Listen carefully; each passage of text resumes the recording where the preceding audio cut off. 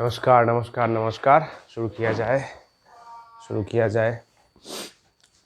Notes যার পুরোপুরি complete আছে তা 80% কমপ্লিট করে যদি ঠিকঠাক করে পড়িস, এটা যেটা আছে मोर देन 80% क्रॉस করবেই। ये हमारे नोट के ऊपर भरोसा है। নোট যার ঠিকঠাক আছে এবং ওইগুলোই পড়েছে, समझा? চলো রিভিশন আমরা স্টার্ট করছি।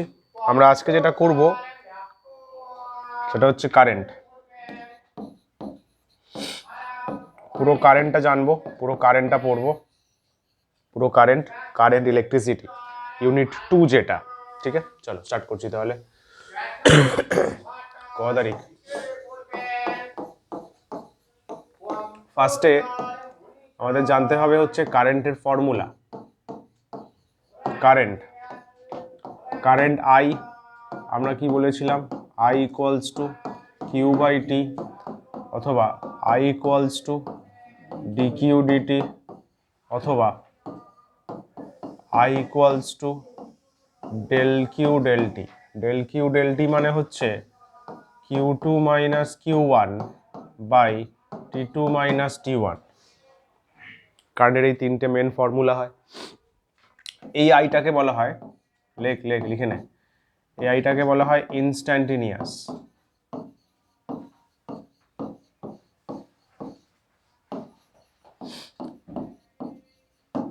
লিখতে থাকে এইভাবেই, ইনস্ট্যান্টেনিয়াস কারেন্ট। এটাকে বলা হয় average current, average or mean current. Mean মানে অ্যাভারেজ, মিন মাইন্ডেড লোকজন। অ্যাভারেজ কারেন্ট আর মিন কারেন্ট, এটা তো নর্মাল কারেন্ট। এই ছিল ব্যাপার। তারপরে বলা হয়েছিল আই সে নিজে একটি স্কেলার কোয়ান্টিটি, কিন্তু যদিও স্কেলার নয়, আসল কথা বলতে গেলে ইট ইজ আ টেন্সার। এটা একটা টেন্সার কোয়ান্টিটিকে বোঝায়। যেহেতু টেন্সার আমাদের সিলেবাসে নেই, তাহলে আমরা শুধু স্কেলার কোয়ান্টিটি হিসাবেই জানছি, যদিও ডিরেকশন আছে কোন দিকে। ইলেকট্রন নেগেটিভ ইলেকট্রন যেদিকে মোশন করে আমরা কারেন্ট উল্টো দিকে কনসিডার করি, কিন্তু আবার পজিটিভ চার্জ যেদিকে মোশন করে আমরা কারেন্ট সেই দিকে কনসিডার করি। তাই তো, লেখো। বাহ বাহ বাহ বাহ বাহ বাহ বাহ, খাতা না আনাটা খুব ভালো কাজ। देख रहे हो विनोद, कैसा कैसा स्टूडेंट है हमारे पास। আচ্ছা, কারেন্ট হলো। এবারে একটা কোয়ান্টিটি ডিফাইন করেছিলাম, কারেন্ট ডেনসিটি, মনে আছে? কারেন্ট ডেনসিটি সিম্বল কি ছিল? J. Current density J, J equals to current by area. Current by area মানে I by A. I by A. দাঁড়া,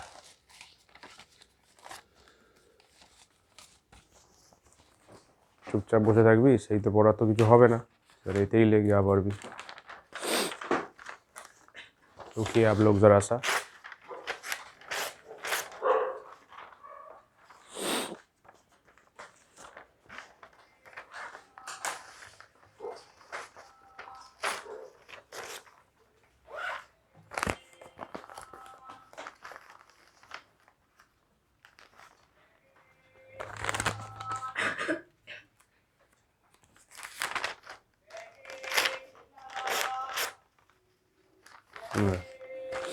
তিনটে পেজ রয়েছে, পেজ 1 পেজ 2 করে তো কর।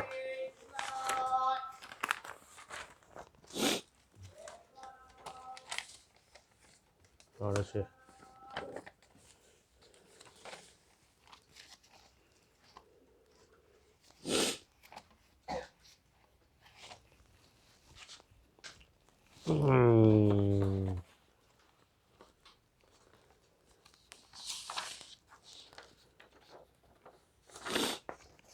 টেক্সটটা দিয়ে রাখলাম, শেষ হয়ে গেলে লিখবি।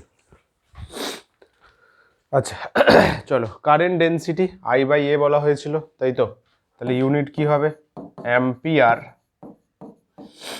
By metre square. CGS unit হবে না, কারণ কারেন্টের সিজিএস আমরা সেভাবে ইউজ করি না। হলো, এই জে কিন্তু একটা ভেক্টর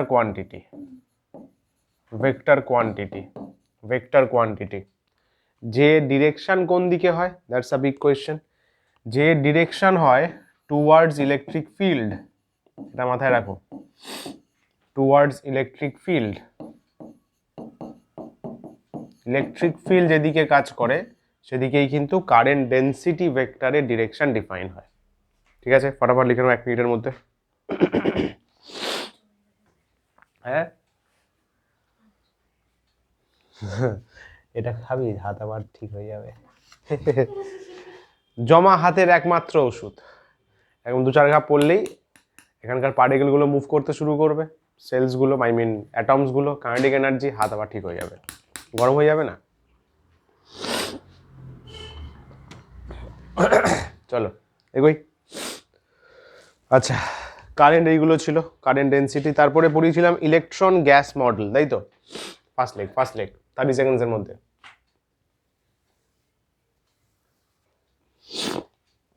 তাহলে নেগেটিভ চার্জ যেদিকে যায় কারেন্ট উল্টো দিকে যায়, পজিটিভ যেদিকে যাবে কারেন্ট সেদিকে যাবে। যদি প্রোটনও মুভ করে ওটার জন্য কিন্তু আমরা কারেন্ট পেতে পারি, আয়ন্সের জন্যও পেতে পারি, ক্যাটায়ন্স, অ্যানায়ন্স। চার্জের কথা বলা হচ্ছে, কিন্তু আমরা স্টাডি করব প্রিসাইজলি ফর ইলেকট্রনস। আর কারেন্ট ফ্লোর জন্য দায়ী আমরা কাকে বলবো? Free electrons. আমরা সেই সমস্ত ইলেকট্রনসকেই ফোকাস করব যারা ফ্রি আছে, এদের কোনো কাজ কাম নেই, কিছু নেই, ফ্রি সারাক্ষণ।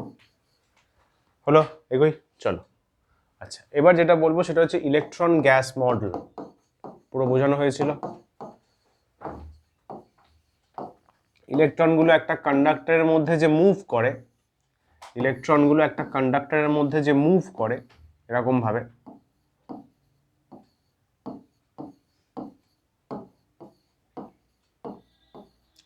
ওগুলো একটা ভেলোসিটি থাকে, তাকে কি বলে? ড্রিফট ভেলোসিটি, ভিডি।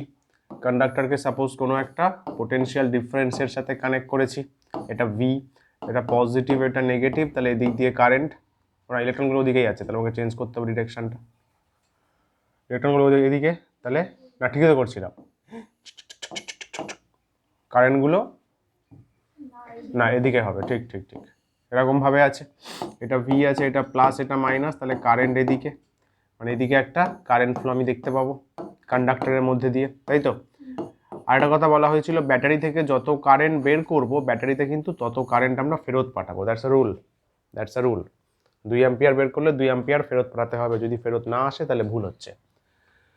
আচ্ছা, এটা পজিটিভ, তাহলে এই দিকটা পুরো পজিটিভ চিন্তা করতে পারি, এই দিকটা পুরো নেগেটিভ চিন্তা করতে পারি, তাহলে এদিকেও একটা ইলেকট্রিক ফিল্ড কাজ করবে, পজিটিভ থেকে নেগেটিভের দিকে একটা ইলেকট্রিক ফিল্ড কাজ করবে। ইলেকট্রন যেহেতু নেগেটিভ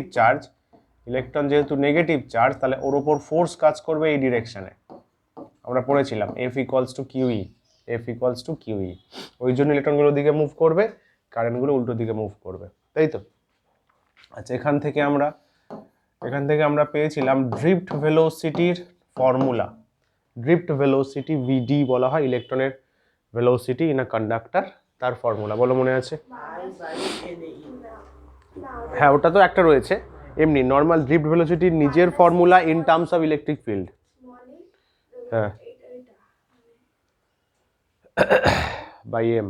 হ্যাঁ, কি ছিল? ভেক্টর ফর্মে লিখলে minus E tau by M. টাউটাকে কি বলা হয়েছিল? রিল্যাক্সেশন টাইম মানে দুটো টাইমের মাঝের ডিস্টেন্স, দুটো কলিশনের মাঝের যে টাইম বলছে, দুটো ইলেকট্রন যে পরপর দুটো কলিশনের মাঝে যে টাইমটা, রিল্যাক্সেশন টাইম, মানে ওই টাইমটা ইলেকট্রনটা রিল্যাক্স করছে, কোনো কলিশনে ইনভলভ হচ্ছে না। লিখে ফেলো ফটফট, ড্রিফট ভেলোসিটি ছিল এটা। তো ড্রিফট ভেলোসিটির ভ্যালুও বলা হয়েছিল, ড্রিফট ভেলোসিটি খুব বেশি হয় না, মোটামুটি আমরা 10⁻⁻⁴ মিটার পার সেকেন্ড রেটে পাই, not a very high velocity, কিন্তু যেহেতু ইলেকট্রনরা অনেক সংখ্যায়, ওই জন্য মুভমেন্টটা প্রমিনেন্ট হয়, মুভমেন্টটা বড় লাগে। একটা মানে অল্প অল্প করে মুভ করে, অল্প ভেলোসিটিতে, কিন্তু এক গাদা সবাই মিলে মুভ করে, ওই জন্য একটা হিউজ ফ্লো মনে হয়। জলদি।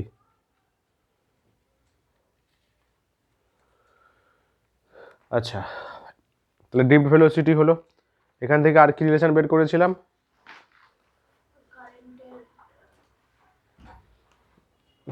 ওই কারেন্টের সাথে ড্রিফট ভেলোসিটি রিলেশন, কারেন্টের সাথে drift velocity relation of I VD, আর ছিল ইলেকট্রন ডেন্সিটি এন। এরকম একটা কন্ডাক্টর আছে, সেম সিনারিও ওপরটার মতো। তাহলে এদিকে পজিটিভ, এদিকে নেগেটিভ, এদিকে ইলেকট্রিক ফিল্ড আছে, তাহলে ইলেকট্রনগুলো এদিকে যাবে, তাই তো? ড্রিফট ভেলোসিটিতে সিস্টেমে কারেন্ট আই আছে, আই বেরোচ্ছে, ভালো কথা। ইলেকট্রিক ফিল্ড ই আছে। এন হচ্ছে number density of electrons, number density of electrons. Number density of electrons মানে কি বোঝানো হয়? নাম্বার ডেন্সিটি অফ ইলেকট্রনস মানে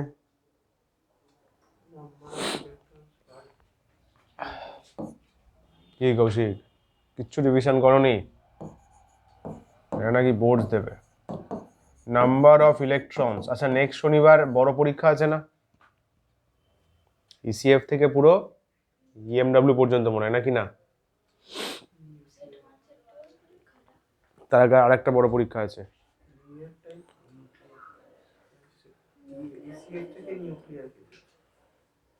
তো নিউ ইয়ারে ছিল, কালকে 13 চলে গেছে। কালকে তো পরীক্ষা দিলি না? হ্যাঁ, ইসিএফ থেকে ইএমডব্লিউ রয়েছে, কিন্তু তারপরে ফুল সেট শুরু হচ্ছে 27 তারিখ।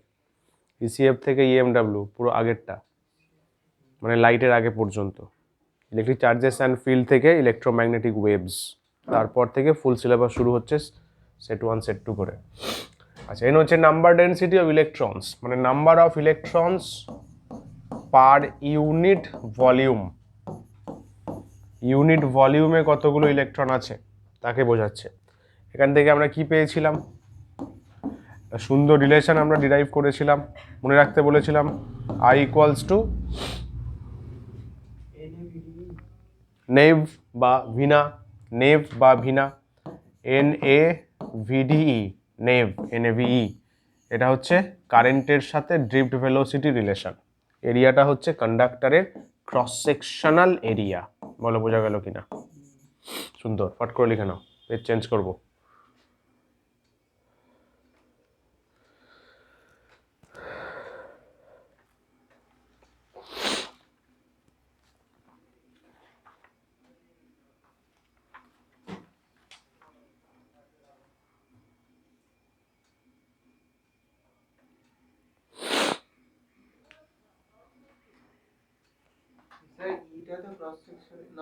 এটাই charge of electron, cross sectional area, আর number density of electrons. Charge of one electron, একটা ইলেকট্রনের চার্জ ভ্যালুটা মনে রাখো, তোমরা ভুলে যাও বারবার। 1.6 10⁻⁻19 কুলম এসআইতে, সিজিএসে 4.8 × 10⁻⁻10 স্ট্যাট কুলম। समझा? লিখে রাখ, ভুলে যাবি আবার, হাত জমে যাচ্ছে, মাথাও জমে যাবে।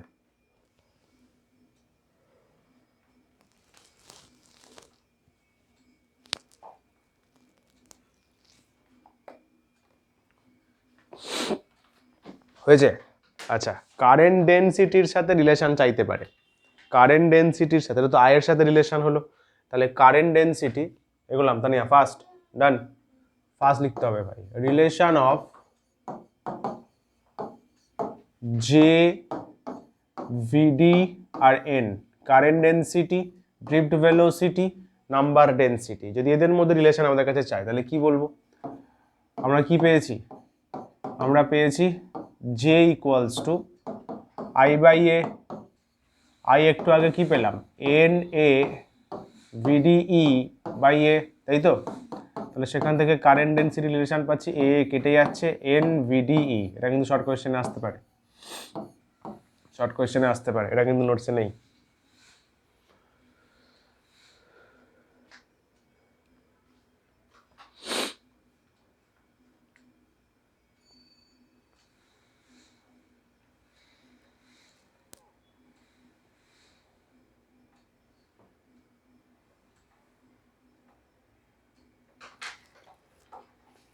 এগোই এগোই। আচ্ছা, তারপরে যে জেনেছিলাম হচ্ছে রেজিস্ট্যান্সের ফর্মুলা, তাই তো? না, তারপরে আরেকটা ছিল মোবিলিটি। মোবিলিটি মোবিলিটি সচলতা বলে বাংলায়। মোবিলিটি মিউ দিয়ে ডিফাইন করা হয়েছিল। এটা হচ্ছে basically drift velocity in unit electric field. Electric field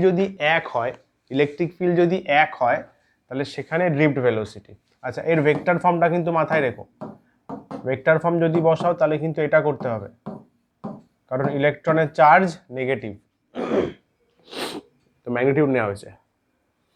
লিখে রাখো, drift velocity in unit electric field mobility. Formula কি দেওয়া হয়েছিল? Mu equals to VD by ই।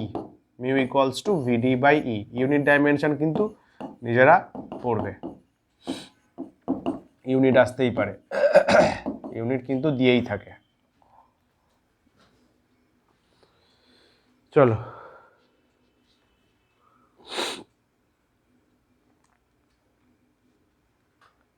এগোই। আচ্ছা, ভিডির এক্সপ্রেশনে তো ই ছিল, তাই তো? এটা কিন্তু আরেকটু এক্সটেন্ড করা যেতে পারে। Mu equals to E E tau by M by ই। বলো আপত্তি? ভিডির এক্সপ্রেশনটা লিখলাম, তাহলে ই কেটে গেল, তাহলে ই tau by M, E tau by M. Short question আসতে পারে, নিটেও দিতে পারে। Which one is the correct expression of mobility? E tau by M. মনে রাখার দরকার নেই, মেন ফর্মুলা মনে রাখলে ওখান থেকে বের করা যাবে, একটুখানি তো বুদ্ধি আছে। জলদি লেখো।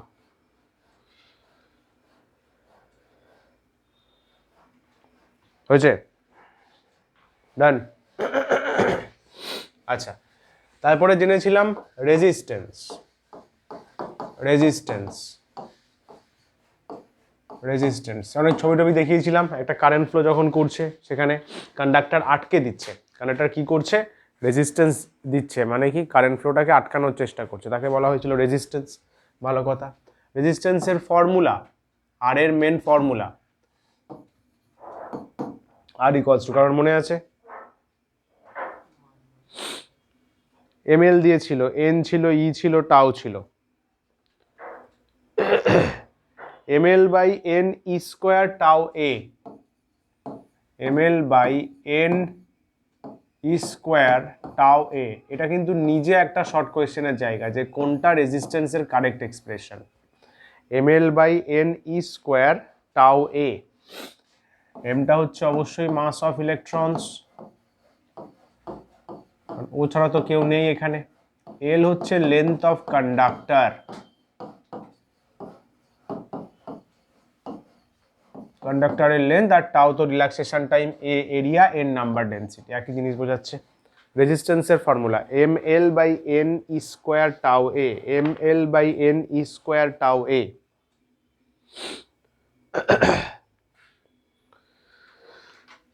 হলো? আচ্ছা, তারপরে রেজিস্টিভিটি। রেজিস্টিভিটি আমরা চিন্তা করতে পারি। রেজিস্টিভিটিকে রো দিয়ে ডিনোট করা হয়। আমরা কি শিখেছি না, রেজিস্ট্যান্স প্রপোর্শনাল টু এল, আবার resistance proportional to 1 by area, দুটোকে কম্বাইন করে এসছে resistance proportional to L by A. তাহলে সেখান থেকে resistance equals to rho L by A. তাহলে এখান থেকে যদি আরটাকে বসিয়ে দিস, রোটা পেয়ে যাবি।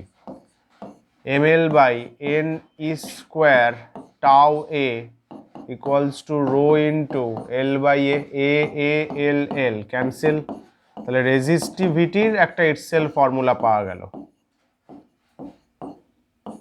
রেজিস্টিভিটি আমি তো বলবো শুধু এইটাকে মুখস্থ করতে, একটা প্যাটার্ন ফলো করতে পারলে, এটাকে মনে রাখতে পারলে এটা বের করা যাবে। এটাও কিন্তু একটা ইটসেলফ শর্ট কোয়েশ্চেনের জায়গা। রেজিস্টিভিটির অ্যাকচুয়াল এক্সপ্রেশন, নিজের expression, m by n e square tau, m by n e square tau.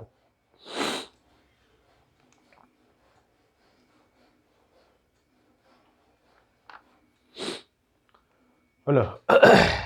এখানে মনে রাখতে হবে m তো কনস্ট্যান্ট, n মোটামুটি কনস্ট্যান্ট, টাউ কনস্ট্যান্ট, এই sorry e constant, charge of electron.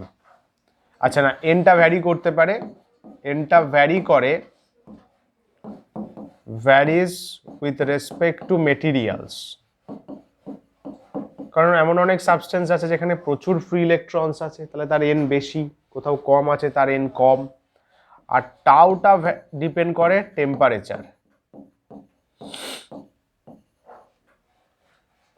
External conditions.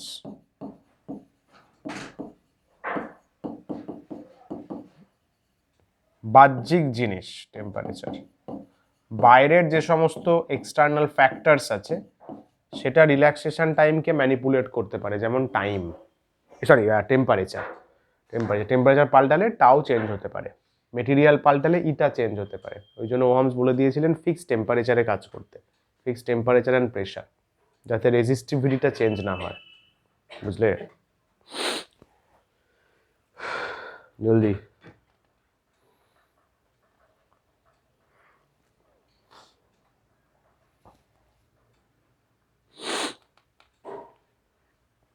এগোই।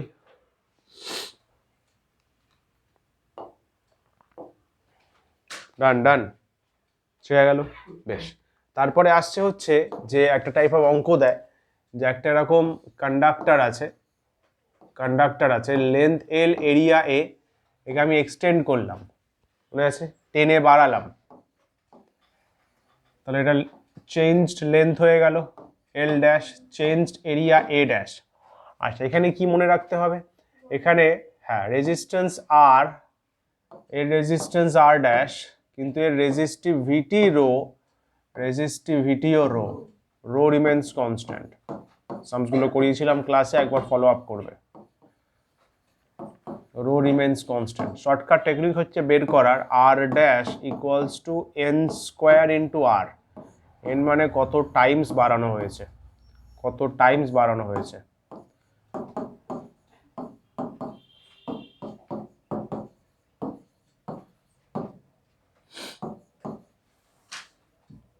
Number of times of changed length, changed length কতটা time, কত, সাপোজ 2 মানে ডাবল করে দেওয়া হলো, চেঞ্জের লেন্থটাকে ডাবল করে দেওয়া হলো, তাহলে নতুন রেজিস্ট্যান্স হবে, নিউ রেজিস্ট্যান্স হবে 4 ইন্টু ওল্ড রেজিস্ট্যান্স। বুঝতে পারলে? করে ফেলো।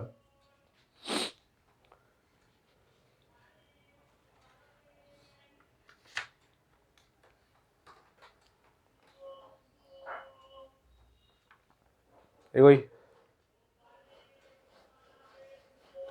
তারপরে আসছে temperature dependency.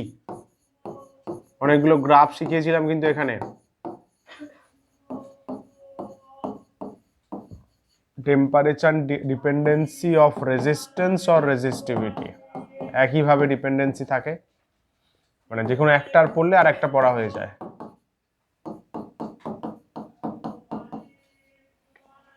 Temperature dependence of resistance বা রেজিস্টিভিটি। যদি আমরা কন্ডাক্টর নিয়ে নিই, মেটালস, যেমন মেটালসের কি হয়, রেজিস্ট্যান্স টেম্পারেচার বাড়ালে রেজিস্ট্যান্স কি হয়, বাড়ে না কমে? বাড়ে। যদি আমি থিটা বাড়াই, টেম্পারেচার বাড়াই, তাহলে রেজিস্ট্যান্সও বাড়বে, রেজিস্টিভিটিও বাড়বে। সমঝা? উল্টোটা হয় হচ্ছে সেমিকন্ডাক্টরের জন্য। Semiconductor, silicon, germanium, gallium arsenide, indium phosphide etcetera. Temperature বাড়ালে রেজিস্ট্যান্সও কমবে, রেজিস্টিভিটিও কমবে। গ্রাফটা কিন্তু ইম্পর্টেন্ট, নোটসে আছে, গ্রাফটা পড়বে। এর ইনক্রিমেন্ট দেখিয়েছিলাম মনে আছে, স্ট্রেট, আর এদের প্যারাবোলিক ওয়েতে নিচের দিকে নাম ছিল। ওহমস ল, হ্যাঁ এটা হচ্ছে নন ওহমিক। ওহমস ল এখনো আসেনি, এটা নন ওহমিক সেমিকন্ডাক্টরস। জলদি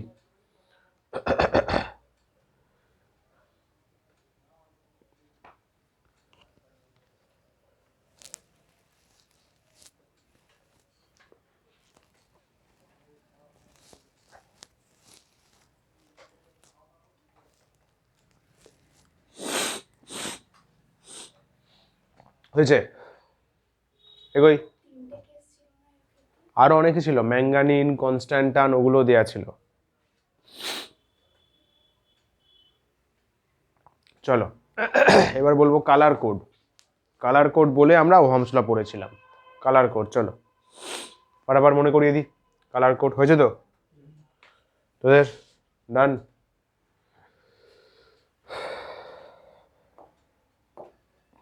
গেলাম।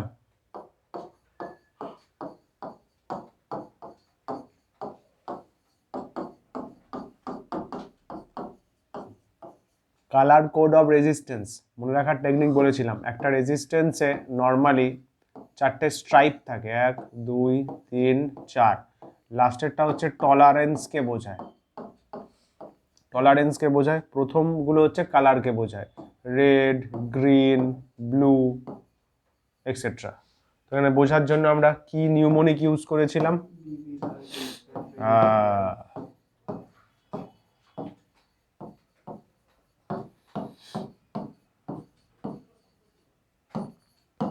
এটা ছিল আমাদের, তাই তো?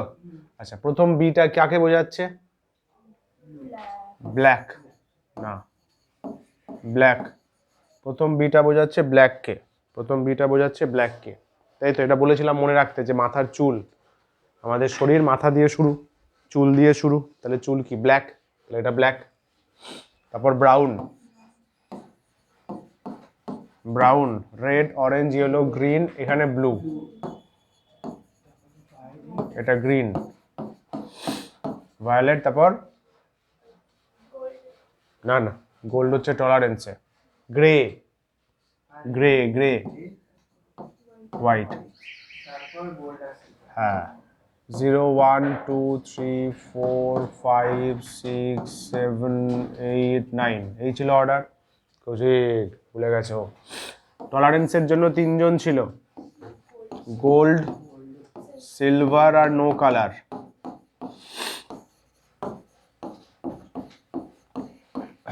গোল্ডের টলারেন্স হচ্ছে 5%, সিলভার 10%, এটা 20%। তাহলে এই যে রেজিস্ট্যান্সটা আছে, এর ভ্যালু হবে রেজিস্ট্যান্স ইকুয়ালস টু, প্রথম দুটো কাকে বোঝায়? ডিজিটকে বোঝায়। আর জি, রেড আর গ্রিন, এই জিটা গ্রিন দিয়েছি, রেড মানে 2, গ্রিন মানে 5, তাহলে 25। প্রথম দুটো ডিজিটকে বোঝাবে। তারপরেরটা 10 পাওয়ার, ব্লু আছে, ব্লু কই? 6 ইন্টু 10⁶। বুঝলে? সাপোজ এখানে গোল্ড আছে, সাপোজ এইটা হচ্ছে গোল্ড, ধরে নে গোল্ড, তাহলে এত ওহম কমা দিয়ে 5% লিখতাম আমরা, মনে পড়ছে? বা এরকম লেখা যেতে পারে 25 মেগা ওহম প্লাস মাইনাস 5%। কি দাবি?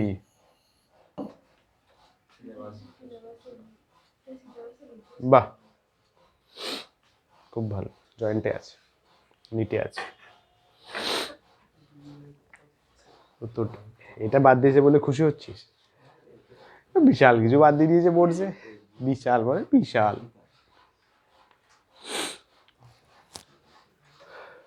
জলদি জলদি জলদি।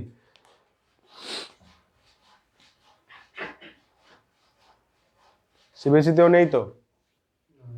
নেই তো? এটা না করেই বিশাল পাস করে যাবে। বিশাল এত বাদ দিয়েছে, এত।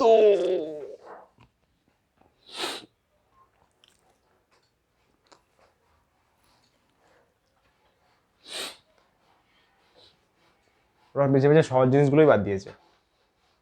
Digital easy, and gate, or gate, not gate, এটা ওটা তো ইজি তো, তোমরাই চালাক।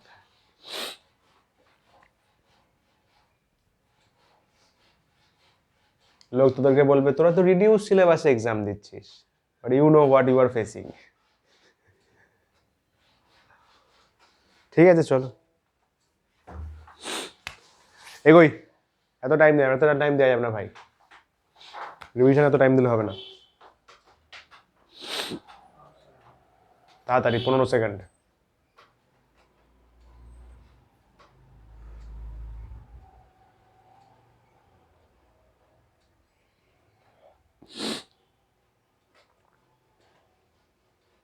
হয়েছে?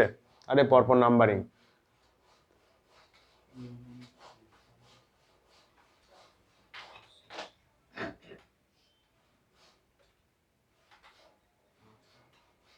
ভাই তুই তো এইসব কিছুই লিখলি না, রয় টয় তো কিছু লিখলি না। চলো আচ্ছা, এরপরে শুরু হচ্ছে ওহমস ল। এরপরেই আসে ওহমস ল। আচ্ছা, ওহমস লর ক্ষেত্রে মেন বক্তব্য কি ছিল? টেম্পারেচার ফিক্সড, প্রেসার ফিক্সড, এর কিন্তু কন্ডিশনস আছে। Ohm's law has certain conditions. Pressure constant রাখতে হবে, মানে আদার সার্কামস্টেন্সেস। টেম্পারেচার কনস্ট্যান্ট রাখতে হবে, আদার ফিজিক্যাল কন্ডিশন যা যা হয়,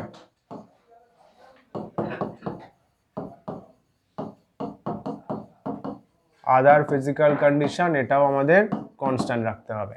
সেটা রাখলে কি পাওয়া যায়? ল কি বলছে? ল বলছে I proportional to del V, current is proportional to change in potential difference. তাকে ঘুরিয়ে লিখি আমরা, del V proportional to I, del V resistance আছে I, এবার ডেল ভিটাকে ভি ধরি, এটাকে আমরা ভালোবেসে বলি V equals to IR। This is Ohm's law. এই লটা যারা ফলো করে তারা হচ্ছে ওহমিক, যারা করে না তারা নন ওহমিক।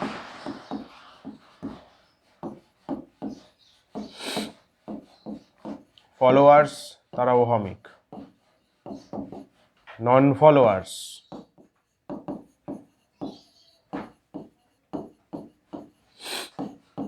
Non ohmic.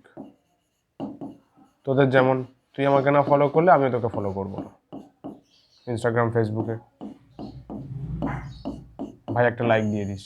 আরে কি কথা হলো, চলো লিখে ফেলো। ওহমিকের মধ্যে এক্সাম্পল মেটালস, যত মেটালস যারা আছে।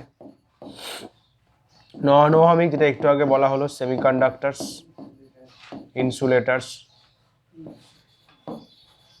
যদি ইনসুলেটার কারেন্টই নিয়ে যায় না, তো ওহমস ল ফলো ওদের ক্ষেত্রে হওয়ার কোনো ব্যাপারই নেই।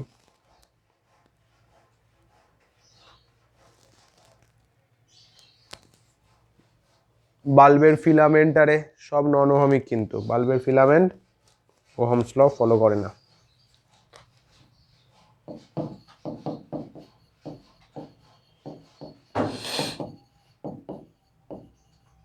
ফিলামেন্ট অফ বুলব, বুলবের ফিলামেন্টও নন ওহমিক।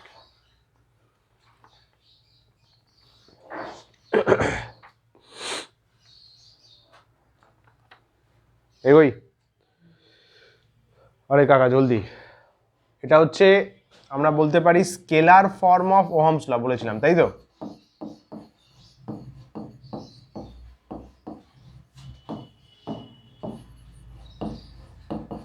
ওহমস ল এর স্কেলার ফর্ম, কারণ এখানে যা কোয়ান্টিটিজ আছে সবগুলোই scalar, potential difference, current, resistance, কারোর কোনো ডিরেকশন নেই। স্কেলার ফর্ম, ভেক্টর ফর্মও হয়, ভেক্টর ফর্মও হয়, vector form of Ohm's law. Ohm's law এর ভেক্টর ফর্ম আমরা কি লিখি? J equals to sigma E, তাই তো? J equals to sigma E, লিখে ফেলো।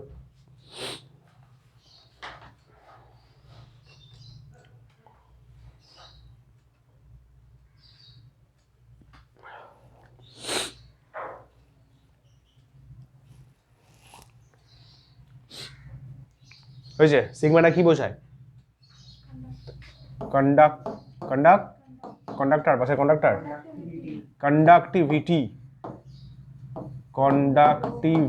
হ্যাঁ কন্ডাক্টিভিটি মানে 1/রেজিস্টিভিটি। এই একটা দূর সম্পর্কের আত্মীয় আছে কন্ডাক্টেন্স, জি বলতে পারি আর ওয়াই বলতে পারি, কন্ডাক্টেন্স একদম 1/রেজিস্ট্যান্স, তাই তো? এর ইউনিট হচ্ছে ওহম -1, আর এর ইউনিট কি হবে? এই আমাদের রো কি ছিল? ওহম ইন্টু মিটার, তাহলে ওহম -1 মিটার ইনভার্স, সিমেন্স বলে। তাহলে এর হচ্ছে এস মিটার -1, সেকেন্ড নয়, সিমেন্স ওহম -1 কন্ডাক্টেন্স। ঠিক আছে, ভালো।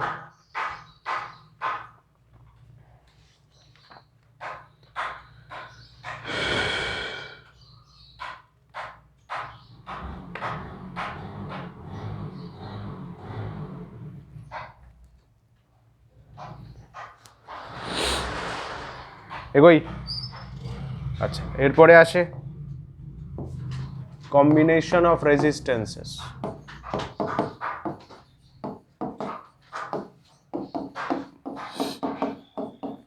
রেজিস্ট্যান্সেসে যদি আমরা কম্বিনেশন চিন্তা ভাবনা করি তাহলে কি হবে? সিরিজ বলি আমরা পাশাপাশি থাকলে, তাই তো? আর পেয়ারে লাল আমাদের ব্রাঞ্চিং এ থাকলে, এদেরকে নিয়ে যেটা ইকুইভ্যালেন্ট তৈরি হয় সেটা একটা রেজিস্ট্যান্স, এদেরকে নিয়ে ইকুইভ্যালেন্ট এটা। তাহলে R1 R2 RS R1 R2 RP নাম দিলাম ইকুইভ্যালেন্ট। RS আমরা বলি R1 প্লাস R2, RP বের করতে গেলে আমাদের করতে হয় 1/RP, রেসিপ্রোকালে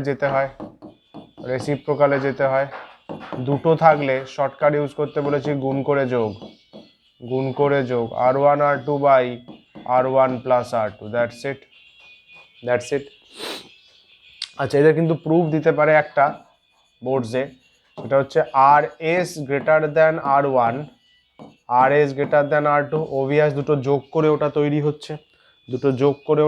হচ্ছে, আর উল্টো দিকে আরপির ক্ষেত্রে কি ব্যাপার স্যাপার না, RP less than R1, RP less than R2, parallel কম্বিনেশনে ইকুইভ্যালেন্ট ছোট হয়, সব রেজিস্ট্যান্স ছোট হবে, সার্কিটের ছোট যে রেজিস্ট্যান্স আছে তার থেকেও ছোট হবে। এটা কিন্তু প্রুফ দেয়, প্রুফ দিস করানো আছে ক্লাসেই হয়েছে, এটা যেভাবে বের করেছিলাম ওই প্রুফটাই, এটা বুঝলি কৌশিক, এটাই প্রুফটা, এটা যেভাবে ক্যালকুলেট করেছিলাম মেইন ক্লাসে ওই প্রুফটা করলেই হবে। জলদি করেছো? আরে লিখে রাখ, সব লিখে রাখ।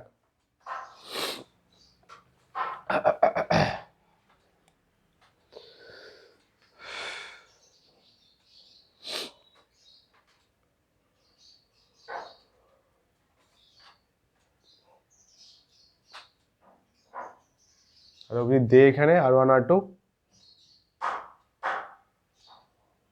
নেশাগ্রস্ত প্রাণী সব জিনিস লেখে না।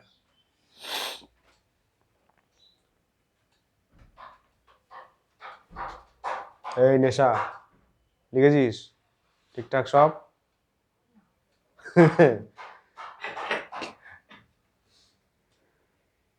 হ্যাঁ ঠিক আছে, চলো এগোই। আচ্ছা, একটা সার্কিট ছোট করে বলে দিই, এই জিনিসটা দিতে পারে।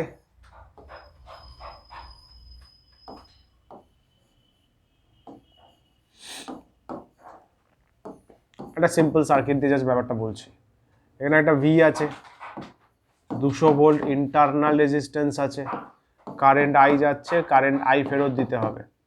সাপোজ এটা 2 ওহম আছে, এটা 3 ওহম আছে, এটা 4 আছে, এটা সাপোজ 6 আছে, ঠিক আছে?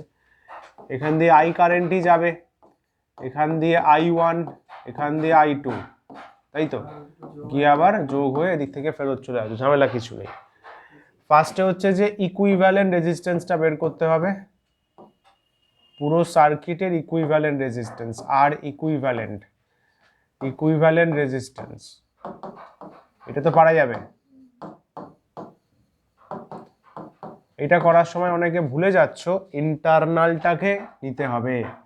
Equivalent resistance by considering internal resistance also. Internal resistance consider করে এটাকেও কিন্তু ক্যালকুলেশনে নিতে হবে। এই দুজন সিরিজ আছে, অ্যাড হবে, এদের মধ্যে 1/, করে হবে প্যারালাল, তো দুটো পাশাপাশি হবে সিরিজে, তার সাথে একে অ্যাড করতে হবে। করার পরে এই যে I1 I2, এটা এক্সামে দিচ্ছে বের করতে। I1 I2 কি বলছে? I1 বের করতে দিতে পারে, I2 বের করতে দিতে পারে, বা potential drop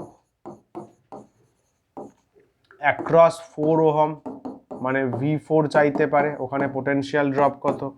potential drop across 6 ohm মানে V6 চাইতে পারে। এতগুলো পাওয়ার অনেক কিছুই চাইতে পারে, কারেন্ট জানলে তো পাওয়ার পারাই যাবে। তার জন্য আমরা কি ইউজ করছিলাম? Current divider rule.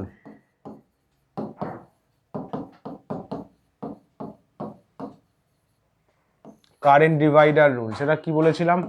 যে ব্রাঞ্চে কারেন্ট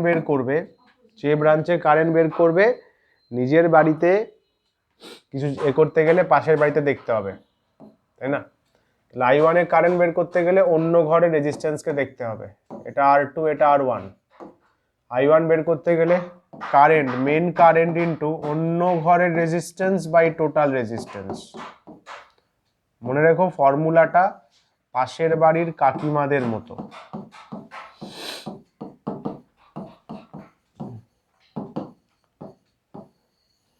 নিজের ঘর ছেড়ে অন্যের ঘরে, মানে নিজের ঘরের কারেন্ট বের করতে গেলে অন্যের ঘরের রেজিস্ট্যান্সকে দেখতে হবে, থাকবে।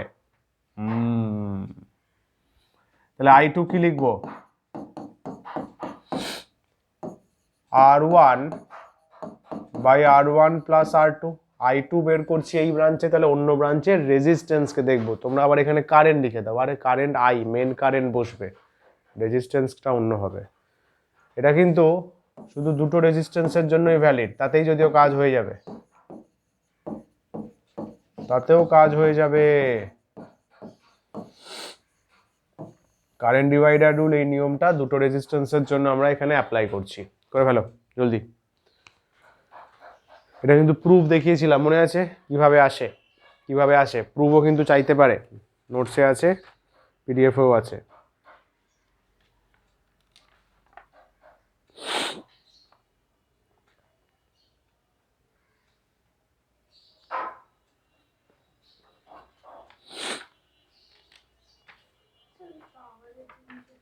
আসবো, পাওয়ার পরে আছে।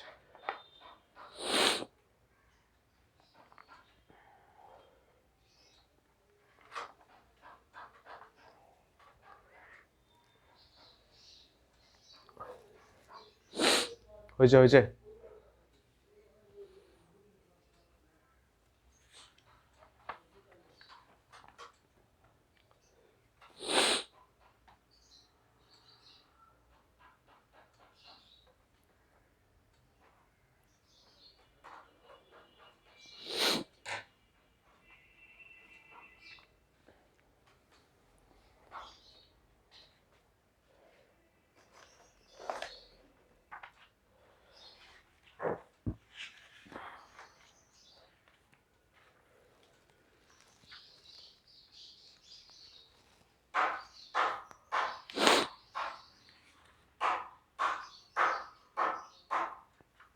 ডান।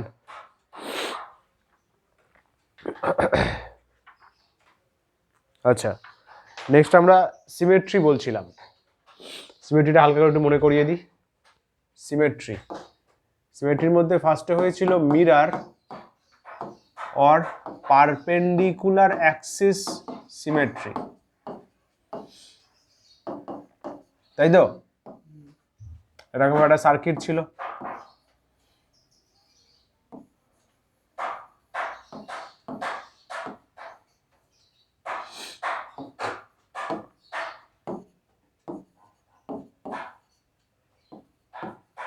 এটা এটা মিরার সিমেট্রি কিভাবে হচ্ছে, এটা এ আর বি পয়েন্টের মধ্যে ইকুইভ্যালেন্ট বের করতে বলতো। মিরার বা পারপেন্ডিকুলার অ্যাক্সিস সিমেট্রি কিভাবে হচ্ছে, এটা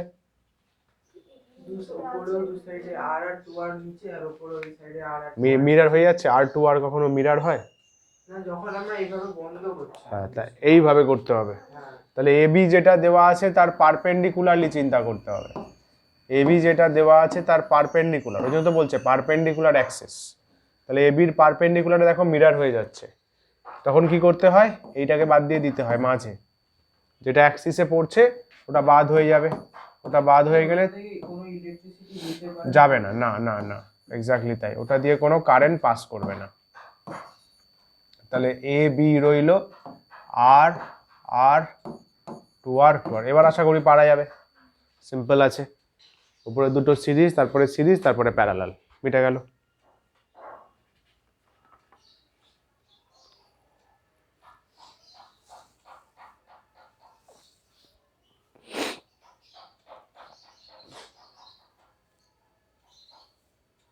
হয়েছে, এরপরটা কি ছিল বলো,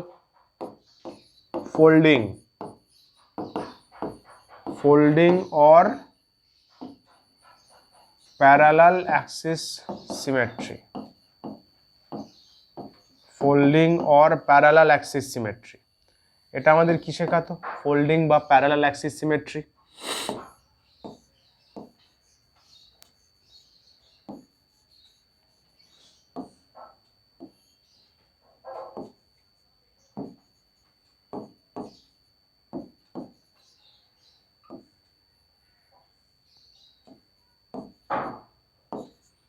এ আছে, বি আছে, বলো এটা, এটার লজিকটা কি, এটা কিভাবে কাজ করে। যেটা দেওয়া আছে আমি যদি তার প্যারালাল চিন্তা করি, যে পয়েন্টের মধ্যে বের করতে বলে তার পারপেন্ডিকুলার ভাবতে হয়, তার প্যারালাল ভাবতে হয়। তাহলে দেখো আর আর এর জায়গায় আসছে, টু আর এর জায়গায় আসছে, ফোল্ড হচ্ছে, তখন কি হয়, এই পয়েন্ট আর এই পয়েন্টের পোটেনশিয়াল ড্রপটা সেম হয়ে যায়, তাহলে থ্রি আর এর মধ্যে দিয়ে কোনো কারেন্ট যাবে না, তাই ওকে রেখে লাভ নেই।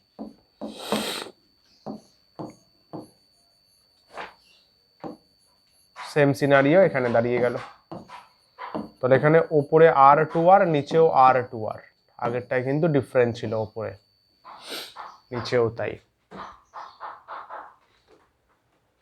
হলো।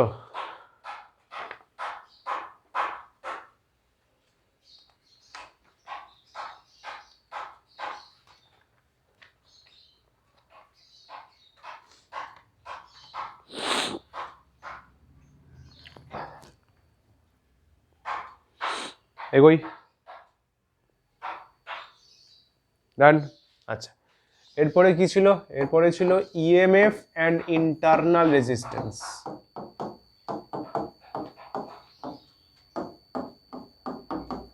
EMF, internal resistance and lost volt, এটার কনসেপ্ট ছিল লস্ট ভোল্টের, এলভি বলতে পারি আমরা। কিরকম কনসেপ্ট ছিল, একটা এক্সটার্নাল রেজিস্ট্যান্স আছে ক্যাপিটাল আর, একটা সেল আছে, সেলের ইএমএফ ই কমা আর, এটা আই, এটা আই।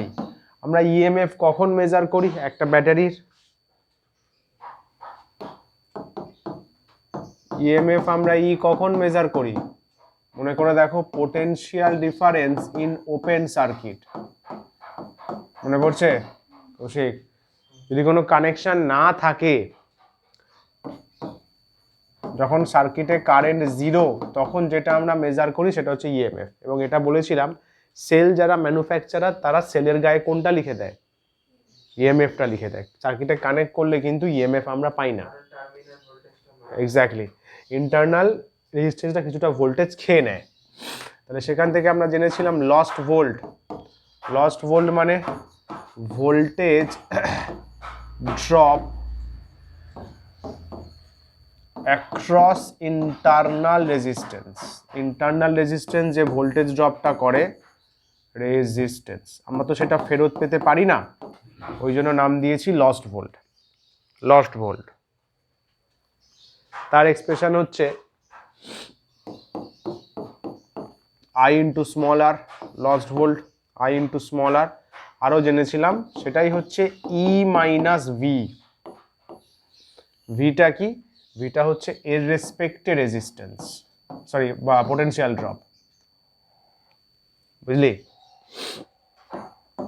ভিটা হচ্ছে পোটেনশিয়াল ড্রপ অ্যাক্রস ক্যাপিটাল আর।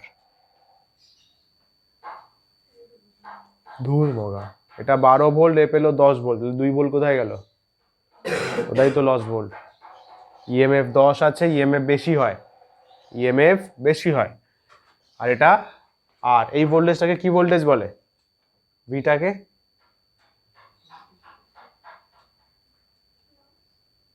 লস্ট ভোল্ট তো পুরোটা, ই মাইনাস ভিটা তো লস্ট ভোল্ট। এই রেজিস্ট্যান্সের রেসপেক্টে ভোল্টেজটাকে কি বলে? Terminal voltage. টার্মিনাল ভোল্টেজ করে ফেলো।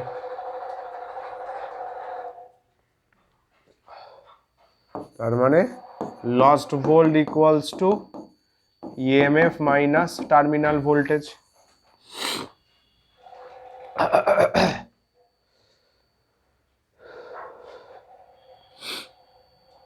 হয়েছে?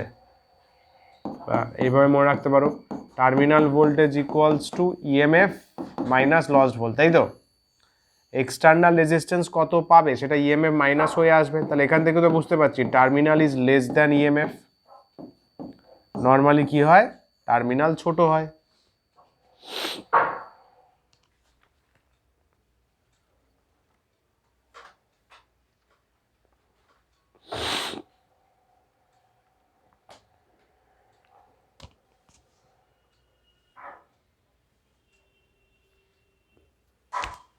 হলো? হয়েছে? কিন্তু এটা কতক্ষণ ভ্যালিড? যতক্ষণ সেল ডিসচার্জ হচ্ছে, সেল ইজ ডিসচার্জিং, সেল থেকে বেরোচ্ছে, কারেন্ট বেরোচ্ছে, ডিসচার্জ হচ্ছে, ততক্ষণ পর্যন্ত টার্মিনাল ভোল্টেজ ছোট। সেল চার্জ হতে শুরু করলে টার্মিনালটা বড় হয়। কোশ্চেন এসছে কিন্তু।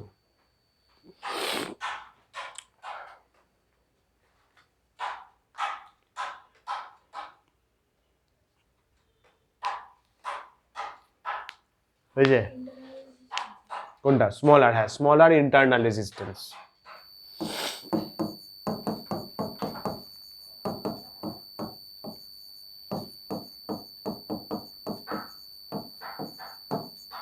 ঠিক আছে, চল।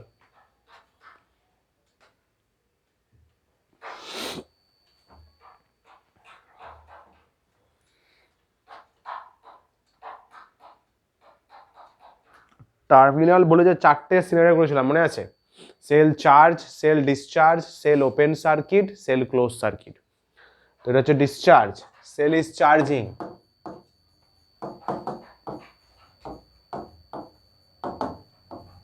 সেল চার্জিং মানে যখন আমরা চার্জ वगैरह করি, সেলে কারেন্ট ঢুকছে, ইএমএফ ইন্টারনাল আর।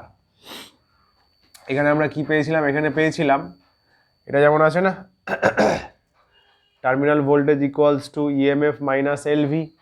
এখানে কি হয়? Terminal voltage equals to EMF plus lost volt. ওই জন্য এই সিনারিওতে কি হয়? Terminal voltage is greater than EMF. Short question দেয়, যখন সেলকে চার্জ করা হয় তখন টার্মিনাল ভোল্টেজ বেড়ে যায়, যা ঢুকছে তো ওতে। রাখ।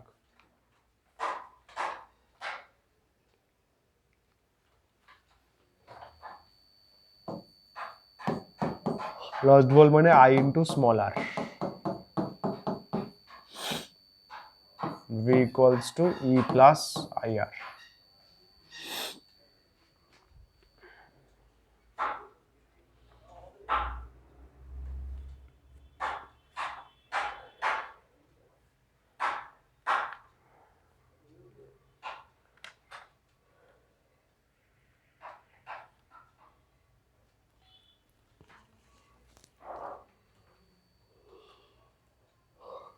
Wait.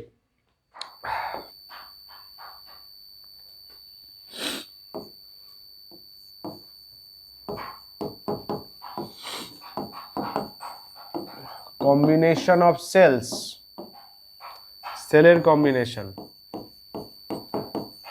যদি সিরিজে চিন্তা করা হয়, এরকম ভাবে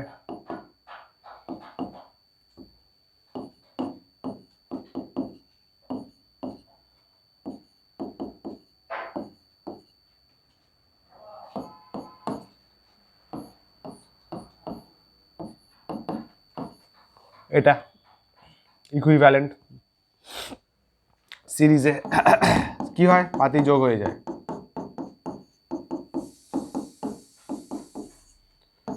নোটসটা দেখিস, নোটসে রয়েছে যদি একটা ফ্লিপ করে যায় তখন কি হবে, মনে আছে? এটা মাইনাস হয়ে গেছিল, 2m মাইনাস হয়েছিল একটা ফ্লিপ করার জন্য কম্বিনেশনে। আসতে পারে কিন্তু সিবিএসসিতে, এগুলো খুব ইন্টেলেকচুয়াল কোয়েশ্চেন। এটা একদম জেনারেল ফর্মুলা লিখছি, r equals to r1 plus r2 plus r3 equivalent resistance।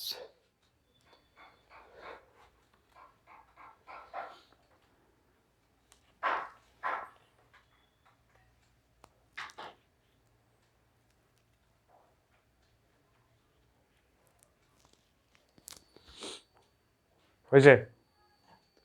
Series parallel করব, প্যারালাল।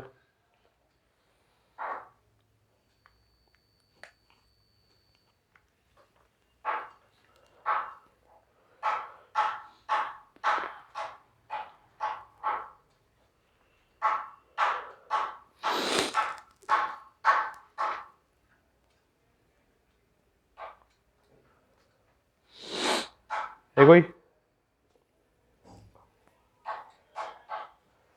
চল।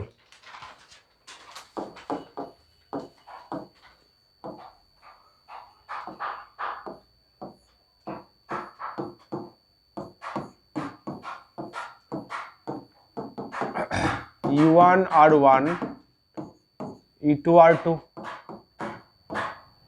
তৈরি হলো একটা ইকুইভ্যালেন্ট আর ই। আরটা তো বোঝাই যাচ্ছে,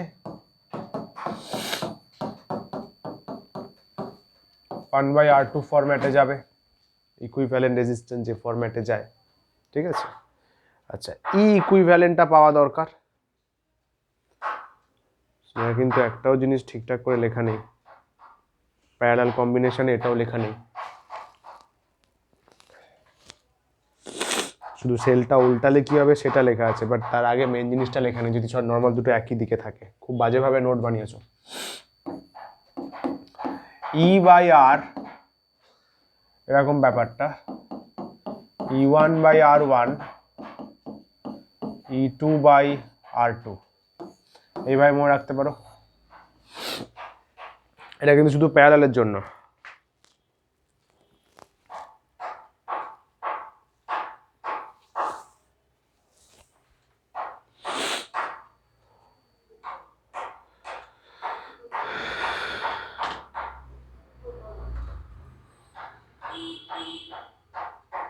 ঠিক আছে, ইটা হচ্ছে ইকুইভ্যালেন্ট, ওখানে যেমন প্লাস হয়ে যায় নর্মাল, এখানে নিচে একটা করে রেজিস্ট্যান্স থাকবে, কিন্তু কার রেজিস্ট্যান্স? ওর যে রেজিস্ট্যান্স, ওর যে নিজের রেজিস্ট্যান্স সেটা কিন্তু, সমঝা? বেশ,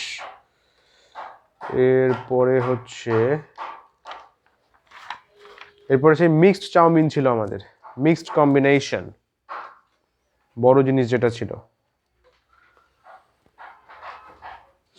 চলো, মিক্সড চাউমিন ইম্পর্টেন্ট। এরকম ভাবে একটা বড় সার্কিট দেখিয়েছিলাম, মনে পড়ছে?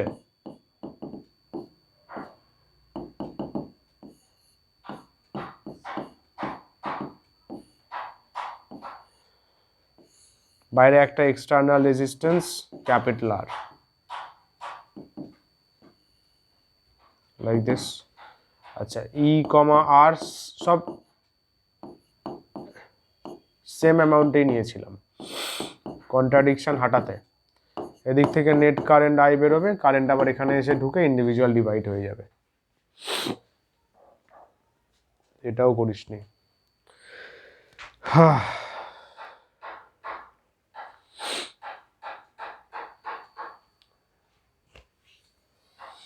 চলো, মনে আছে কারেন্টের ফর্মুলাটা? বড় ফর্মুলা ছিল একটা, MNE by MR plus NR, সার্কিটে যে কারেন্টটা ফ্লো করবে। বলেছিলাম এইভাবে মনে রাখতে, mister, capital M capital R, small m আছে। N মানে হচ্ছে এইদিকে N ক্যালকুলেট করা হয়, এটা হচ্ছে M। N মানে number of cells in a row, একটা রোতে কতগুলো সেল আছে। M হচ্ছে number of cells, sorry number of rows, কতগুলো রোজ আছে, এই যে পরপর পরপর রোজ M ডিফাইন করছে। N মানে একটা সেলে, একটা রোতে কতগুলো সেলস, বুঝলে? লিখে রাখো আই এর ফর্মুলা।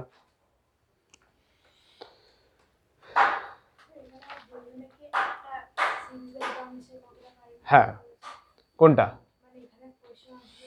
হ্যাঁ অবশ্যই আসতেই পারে, একটা সিঙ্গেল ব্রাঞ্চে কত আছে, তো বের করা খুব সোজা। কি করে বের করব? একটা single branch series combination of cells, একটা সিঙ্গেল ব্রাঞ্চ মানে সিরিজ কম্বিনেশন, তাহলে E plus E plus E, চারটে সেল আছে তাহলে 4E, রেজিস্ট্যান্স কত 4R, তাহলে I ইকুয়ালস টু কি 4E বাই 4R, কেটে গেল E by R, isn't it, তাই না? আচ্ছা, এখানে condition for max current, maximum কারেন্টের কন্ডিশন পেয়েছিলাম যে তোমার external resistance equals to R internal, মানে এই বাঞ্চটার ছিল NR বাই M, মনে পড়ছে? ইন্টারনাল আর এক্সটার্নাল রেজিস্ট্যান্স সেম হয়েছিল, তখন আমরা পেয়েছিলাম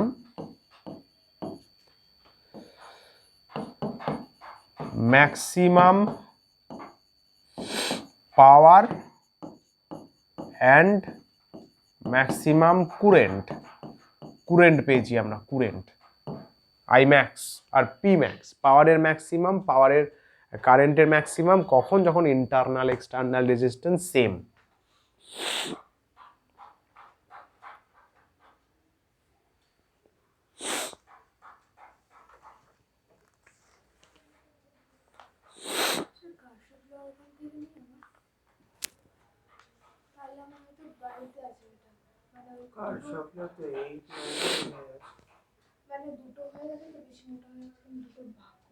সত্যি তো,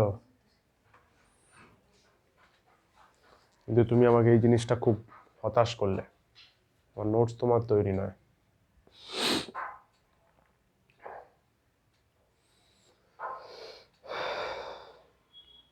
এখনো সময় আছে, বেশি নেই, খুব অল্প। যদি পুরো কমপ্লিট করে তৈরি করতে পারো নোটসটা, তাহলে বুঝতে পারবে।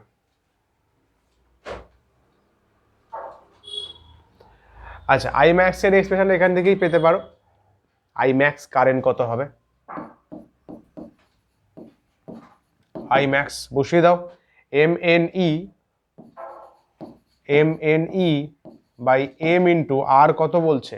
NR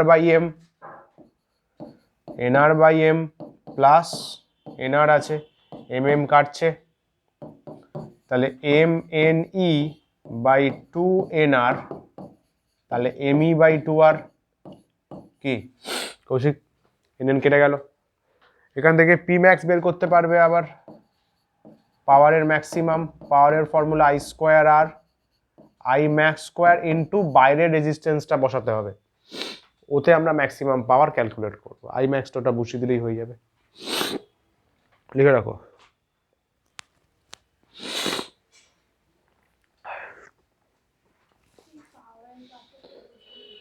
হ্যাঁ, আরে স্যার সব বুঝিয়ে দেবে, স্যার সব বোঝার পরেও আমরা করবো না।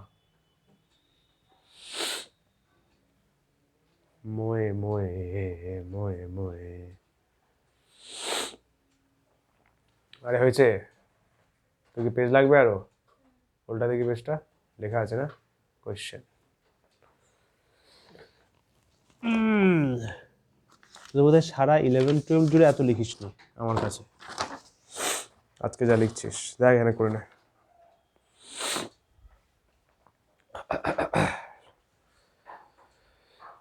চলো এগোই। আচ্ছা এটা হলো আর কি জানো, হ্যাঁ তার একটু পাওয়ার ব্যাপারটা বলে দিই। পাওয়ার অ্যান্ড ইলেকট্রিক্যাল এনার্জি, হ্যাঁ পাওয়ার ডিসিপেশনের ফর্মুলাই এটাই electrical power and electrical energy.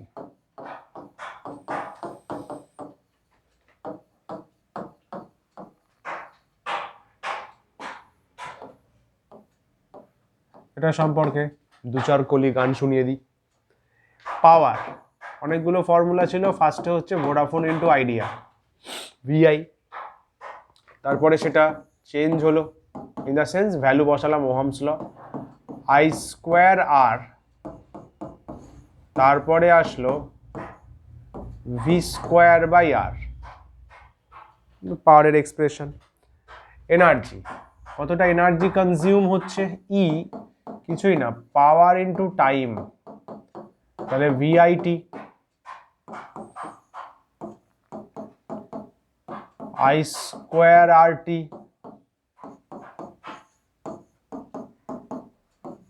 V square R into T. Electrical energy, power measure করা হবে ইন ওয়াট और kilowatt. Energy, electrical energy measure করা হবে ইন জুল और BOT, board of trade, board, বাড়ির বিল যে ইউনিটে আসে, और এর আটার নাম কি ছিল জানো, বিওটি শুধু ইউনিট, और কিলোওয়াট আওয়ার। এক বিওটি মানেই এক ইউনিট, এক বিওটি এক ইউনিট মানেই এক kilowatt hour. Power into time, ওই জন্য কিলোওয়াট ইন্টু আওয়ার হয়েছে। মনে রাখতে হবে একটা ডেরিভেশন করেছিলাম, এক বিওটি মানে 3.6 মেগাজুল, 3.6 মেগাজুলকে বোঝায়, মেগাজুল অফ এনার্জিকে বোঝায়, মেগা 10⁶, অনেকটাই কিন্তু অনেকটা।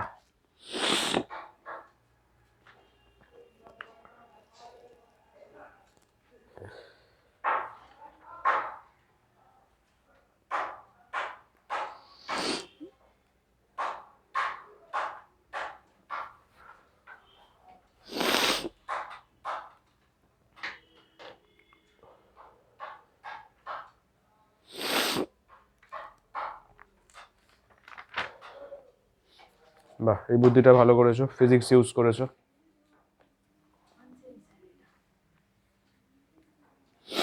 এরকম করলে রিজিডিটি বৃদ্ধি পায়, রিজিডিটি মডিউলাস বেড়ে যায়। আরে হয়েছে, তাড়াতাড়ি। আচ্ছা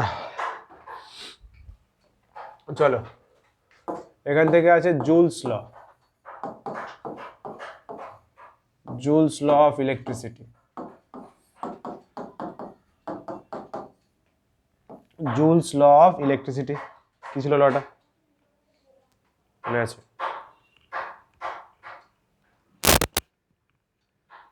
জুলস ল অফ ইলেকট্রিসিটি, একটা রকম যদি কন্ডাক্টর নিয়ে নিই বা রেজিস্টার,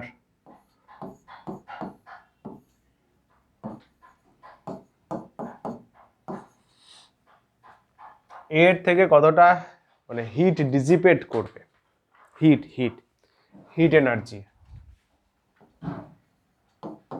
এইচ, ডিসিপেটেড হিট।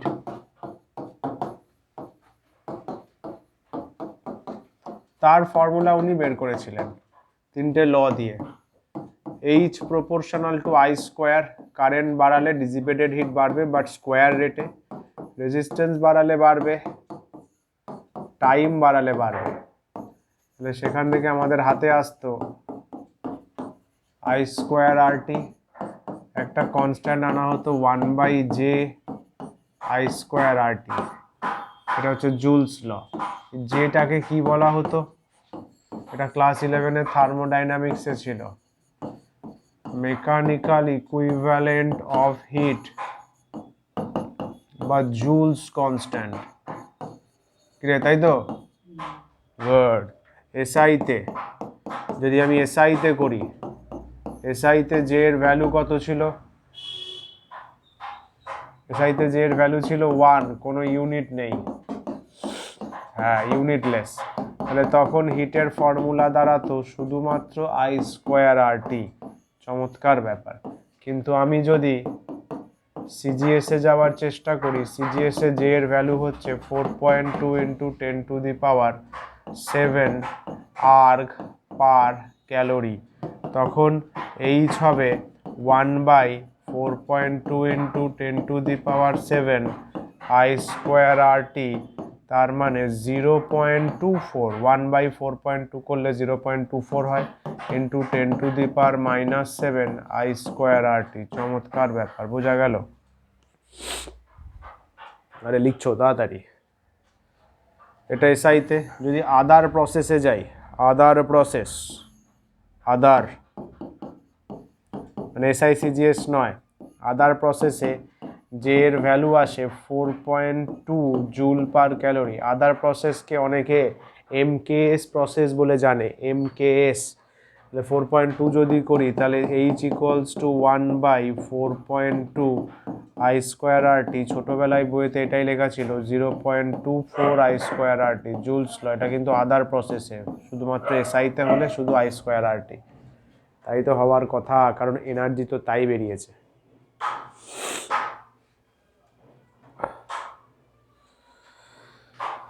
এবার বুঝলি?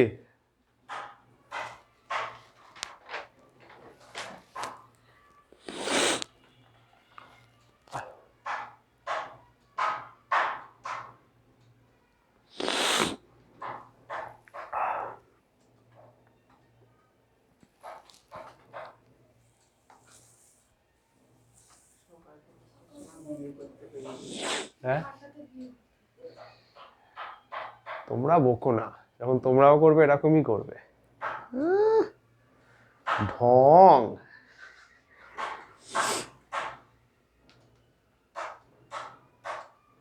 ডাকিস, আমার তো হবে কিনা জানি না, তোদেরটা ডাকিস, তো তোদেরটা আগে হয়ে যাবে, ঠিক আছে? বিয়েতে ডাকিস। স্যার গিফট কি দেবেন? অঙ্ক, ফিজিক্সের সাব লিখে নিয়ে যাবো একটা জামাই করে।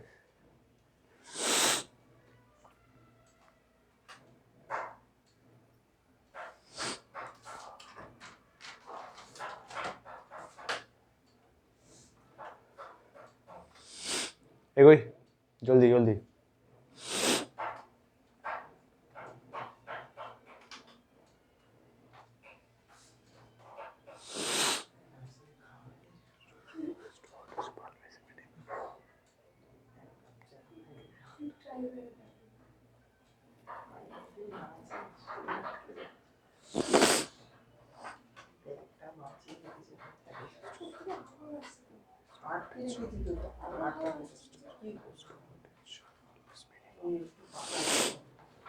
এগোই।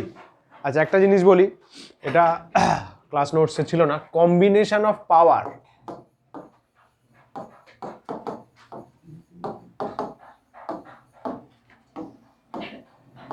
কম্বিনেশন অফ পাওয়ারটা একটু করে রাখ, যদি সামসারে দেয়। পাওয়ার তো ইটসেলফ কোনো এলিমেন্ট না, এটা কোয়ান্টিটি। কম্বিনেশন অফ পাওয়ার বলতে আমরা এলিমেন্টগুলোকেই কানেক্ট করব, সেখান থেকে পাওয়ার বোঝার চেষ্টা করব। মানে এটা একটা বাল্ব আছে, এটা একটা বাল্ব আছে, এটা একটা বাল্ব, এইভাবে পাওয়ার P1, ভোল্টেজ V। ভোল্টেজ মানে সেম কাইন্ড অফ বাল্ব। খেলাটা বুঝলি? 220-তে কানেক্ট করা আছে, বাল্ব হয় না, লেখা থাকে না গায়ে 220। হ্যাঁ, 220 ভোল্ট 10 ওয়াট। আরে যে টিউবগুলো হয় 220 volt 20 watt, 220 volt 24 watt, 220 volt 30 watt, তাহলে 220টা ফিক্সড। এটা কিন্তু এই ভিটা সেম হচ্ছে, আমি 220 দিচ্ছি, বাট এই ভিটা হচ্ছে নিজের, মানে এততে এত পাওয়ার দেবে, এততে এত পাওয়ার, এততে এত পাওয়ার। আমি ইচ্ছা করে ওকে ভি এর সাথে কানেক্ট করেছি। এটা হচ্ছে পাওয়ারের সিরিজ। এখানে নেট যদি পাওয়ার বের করতে চাস সিরিজ কম্বিনেশনে, রেজিস্ট্যান্সের উল্টো মাথায় রাখ, নেট পাওয়ার। তিনজন মিলে টোটাল কত পাওয়ার কনজিউম করেছে, পি যদি হয় রেজিস্ট্যান্সের উল্টো নিয়ম ফলো হয়।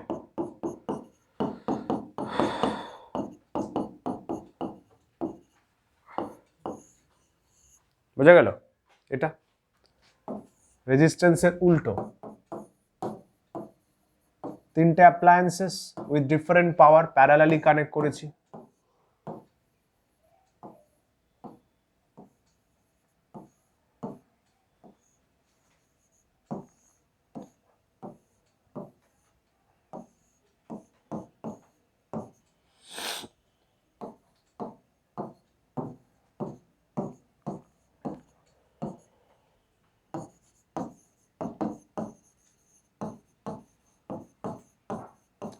এখানেও নেট কনজিউম তিনটে মিলে কত করছে পি, তাহলে আমরা পি কি পেয়ে থাকি, P1 plus P2 plus P3।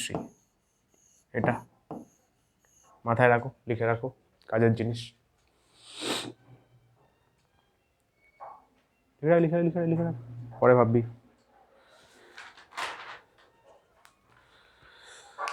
Net consume পাওয়ার মানেই হচ্ছে এফেক্টিভ পাওয়ার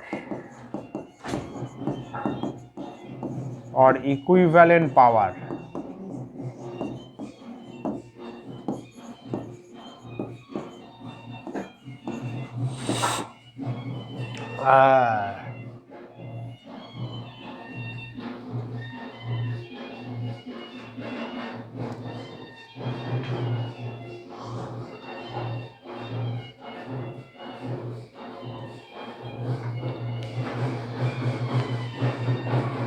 এখানেই ঢুকছে। ফিজিক্স পড়তে পড়তে ব্যাকগ্রাউন্ড মিউজিক, জীবনে আর কি চাই, আর কি দাবি তোদের? নেচে নে পারলে একটু লিখতে লিখতে, নেচে নে, পেন ফেলে নেচে নে।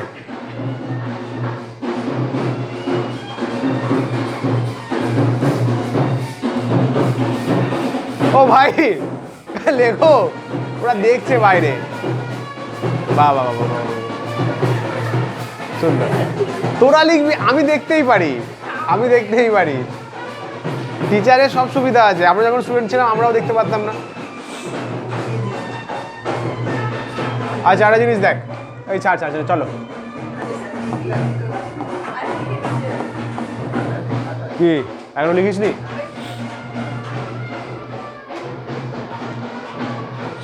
তোরা মজাও ভালো করে করতে পারিস না, কাজও ভালো করে করতে পারিস। যখন কাজ করবি ফাটিয়ে কাজ করবি, যখন মজা করবি ফাটিয়ে মজা করবি, পৃথিবী যেন কেঁপে যায়, বুঝলি? ওয়ার্ক হার্ড পার্টি হার্ডার বলে না?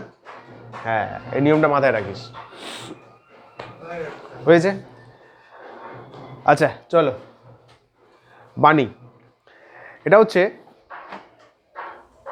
বাল্বকে যদি সিরিজে কানেক্ট করি আর প্যারালালি কানেক্ট করি, অনেকগুলো বাল্ব আছে, দুটো পয়েন্ট করে লিখে রাখবি।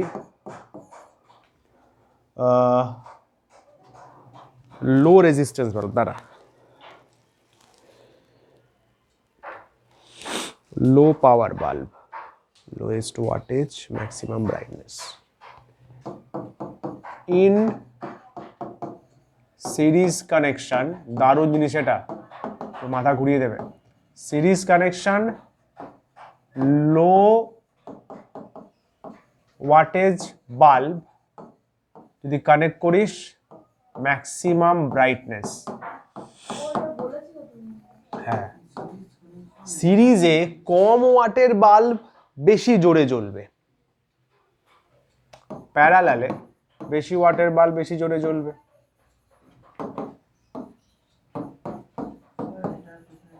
হ্যাঁ বলবো অবশ্যই বলবো, লিখে নে আগে, লিখে নে।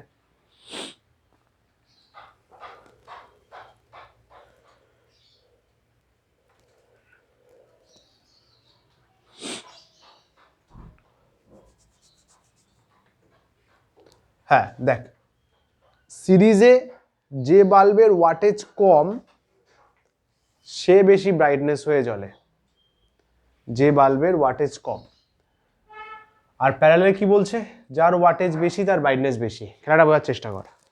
তুই প্রশ্ন করতেই পারিস তাহলে স্যার তো সিরিজ কানেকশন ইউজ করাই বেটার, কারণ যদি লো ওয়াটেজ বাল্ব হয় ওর কম ওয়াট লাগবে, কম পাওয়ার লাগবে, কম বিল উঠবে। হাই আমরা যেগুলো ইউজ করি হাই ওয়াটেজ, মানে প্র্যাকটিক্যালি সিরিজে হয়তো 2-5 ওয়াটের বাল্ব আগুন লাগে ঘর আলো করে দেবে কাইন্ড অফ।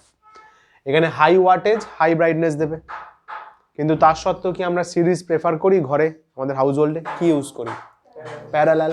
কেন? কিছু ড্রব্যাকস আছে। সিরিজে কি হয়, সিরিজ কানেকশন তো পাশাপাশি, একটা যদি কোলাপস করে যায় বাকিগুলো কোলাপস করে যাবে, এটা ফার্স্ট পয়েন্ট। আর সেকেন্ড হচ্ছে প্রত্যেকে কিন্তু সেম ভোল্টেজ পাবে না। খেলাটা বোঝো, এ 220-তে আছে, এদের 220 করে পাওয়ার কথা ভিভিভি, বাট ওদের রেজিস্ট্যান্সের উপর ডিপেন্ড করে ওরা ডিফারেন্ট পাবে। পেলে 100, এ ধরনের 50, এ ধরনের 70, তাহলে প্রত্যেকে ডিফারেন্ট ভোল্টেজ পাবে, ওদের ম্যাক্সিমাম এফিসিয়েন্সিটাই আসবে না। সব কথা চিন্তা করে, কিন্তু প্যারালালে তো ওই ঝামেলা নেই। এটা ভি আছে মানে এদের ভি আছে মানে এই প্রত্যেকটা ভি প্রত্যেকটায় পৌঁছবে, আর একটা কোলাপস করে গেলে বাকিগুলো হ্যাম্পার্ড হবে না, কারণ কানেকশনটাই তো আলাদা। ওই জন্য এইটা একটা সিরিজের কিন্তু বেনিফিট, এটা এক্সামে দিতে পারে। সিরিজে এই বেনিফিটটা থাকার সত্ত্বেও ড্রব্যাকস বেশি রাদার দ্যান প্যারালাল, তাই আমরা প্যারালাল কানেকশনটাকে হোম সার্কিট বা যে কোনো জায়গার সার্কিটে প্রেফারেন্স দিই। ক্লিয়ার হলো? বোঝা গেল? আচ্ছা,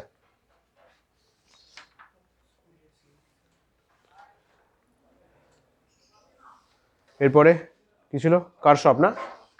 হ্যাঁ, এরপরে কারশফ ল। চলো ওটা ফটাফট বলে দিই। এইখানে কিরশফস ল, দুটো ল ছিল, ল 1 আর কারেন্ট ল। হ্যাঁ, এর মধ্যেই পড়ে, ইনস্ট্রুমেন্টের মধ্যে। হ্যাঁ, এর পরে পরে সব আসে। কারেন্ট ল, কারেন্ট ল কি বলা হচ্ছে, একটা পয়েন্ট যদি আমি চুজ করি ওখানে কিছু কারেন্ট আসছে কিছু কারেন্ট বের হচ্ছে। এই কথা বলো না,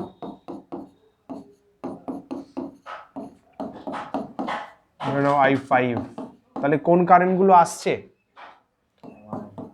I1 আসছে, I2, I5। Entering current equals to exciting current.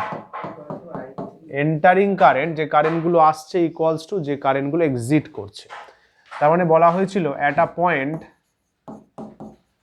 একটা পয়েন্টের কথা যদি আমরা চিন্তা করি, সামেশন অফ কারেন্ট 0, যা আসছে তাই তো বেরিয়ে যাচ্ছে। ওই জন্য এখানে কি ফলো হয়? Conservation of charge. চার্জ কারেন্টের কনজারভেশন নেই, কনজারভেশন অফ চার্জ এখানে ফলো করা হয়। আচ্ছা, সেকেন্ড হচ্ছে ল 2, এটাকে কারেন্ট বলা হয় বা নোড ল বলা হয়। তাই তো কিরশফস কারেন্ট ল, কেসিএল। নোড একটা পয়েন্টে আছে। ল 2, কিরশফ ল 2 আর ভোল্টেজ ল। ভোল্টেজ ল মানে কেভিএল বলতে পারি, বা আমাদের হচ্ছে লুপ রুল, লুপের ভেতর কাজ হবে। লুপ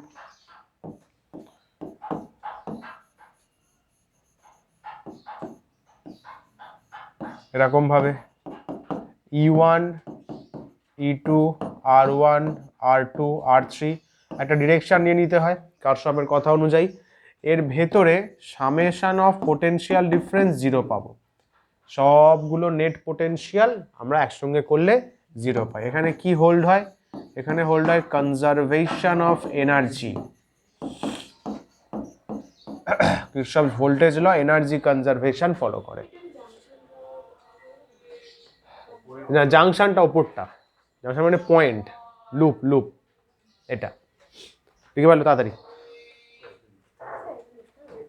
জানা আছে তো? চলো, সাবাস। আচ্ছা, ওই নিয়মটা মনে আছে তো কিভাবে লুপ অ্যানালাইসিস গুলো করতে হয়? আমি আর একবার বলে দিচ্ছি, দেখো।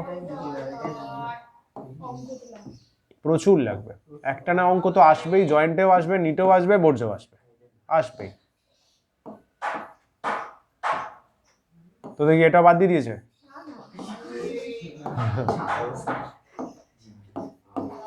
এটা বাদ দিলে লাইফ ঝিঙ্গালালা হয়ে যেতে পারে, হাফ খাট নিয়ে চলে গেল কারেন্টে।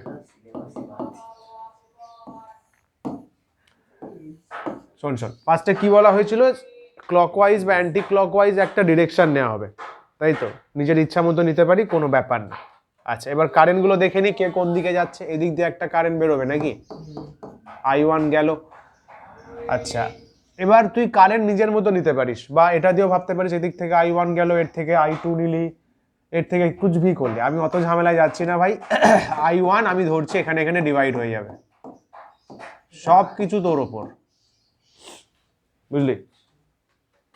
আমি এটা দিয়ে একটা কারেন্ট বেরোতে পারে না ইনফিনিটি থেকে, হ্যাঁ, এটা দিয়েও করতে পারিস, এটা দিয়ে করতে পারিস, হ্যাঁ করা যাবে।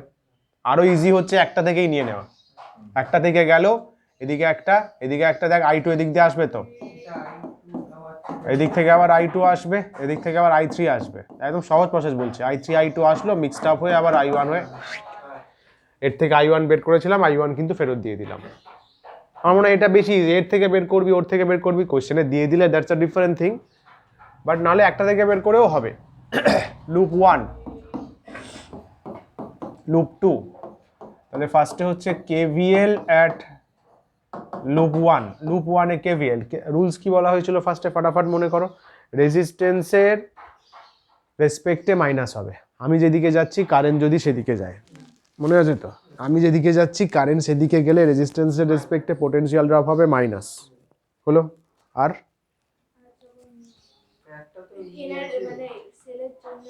সেলের জন্য গুড, কথাগুলো ভুলে যাচ্ছ আমার। সেলের যেদিক দিয়ে বেরোবে সেদিকে সিম্বলটা নেব, তাই তো? যেদিক দিয়ে বেরোবো আমি যেদিক দিয়ে বেরোবো, মানে আমার পাথ যেভাবে বেরোবে। একটা পয়েন্ট থেকে কাজ শুরু করছি, সাপোজ এটা, এখান থেকে শুরু করে আবার এখানে ফেরত আসতে হবে, সমঝা? গেলাম, মাইনাস দিয়ে ঢুকে প্লাস দিয়ে বেরোলাম, তাহলে প্লাস E1।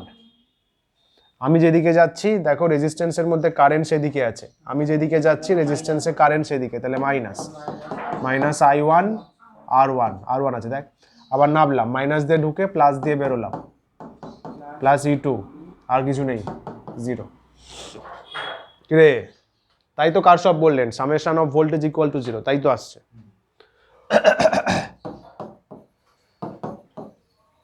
KVL যদি ভালো একটা KVL দেয়, আমার বিশ্বাস 20%, সবাই করবে ঠিকই হয়তো, কিন্তু ক্যালকুলেশন 20%-এর পারফেক্ট হবে। 3-এ 3, 20% জন পাবে, যার মাথা চরম ঠান্ডা। ইকুয়েশন বানাতে গেলে ভুল হতে পারে, ক্যালকুলেশনে ভুল হতে পারে, 20% জনের ঠিক হবে। হ্যাঁ, স্টেপ মার্কিং পাবি। এটা লিগলি মানেই 3 মার্কসের, এটা হাফ বা 1 পেয়ে যাবি। এটা লিগলি মানে তুই তো জানিস, ক্যালকুলেশনে ছড়িয়েছি, পাশ থেকে বন্ধু ডাকছিল 3-এর 2, ব্যাস মাইনাসটা প্লাস হয়ে গেছে, ব্যাস। হরে কৃষ্ণ। লুপ 2-তেও সেম গল্প, যে কোনোটা নিতে পারি, ধরুন এখান থেকে নিচ্ছি, এখান থেকে নিয়ে এরকম করে আবার এখানে ফেরত আসবো, তাহলে ওপর দিকে গেলাম, প্লাস দিয়ে ঢুকে মাইনাস দিয়ে বেরোলাম, তাহলে মাইনাস E2। রেজিস্ট্যান্সে দেখো আমি যেদিকে কারেন্ট সেদিকে, মাইনাস R2 I2, আবার এখানে মাইনাস দিয়ে ঢুকে প্লাস দিয়ে বেরোচ্ছি, এদিকে আছে নিচে মাইনাস I2 R3। এবার মনে হচ্ছে তো সলভ করা, ভ্যালুগুলো বসিয়ে এবার সলভ করতে হবে যেভাবে ক্লাস 10-এ হতো প্রসেসটা, সমঝা? আচ্ছা, এরপরে কি ডিসকাস করা যেতে পারে, একটু হুইস্টন ব্রিজটা বলে দিই, গম পাথরের ব্রিজ। হ্যাঁ,